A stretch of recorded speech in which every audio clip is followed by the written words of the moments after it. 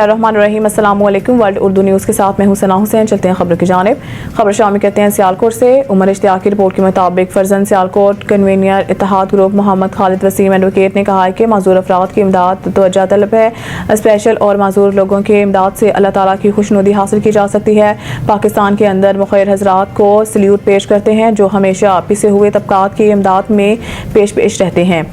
صاحب حیثیت افراد پر ذمہ داری عائد ہوتی ہے کہ وہ معذور افراد کے لیے خود کو وقف کریں۔ ان خیالات کا اظہار انہوں نے اپنے ایک بیان میں کیا۔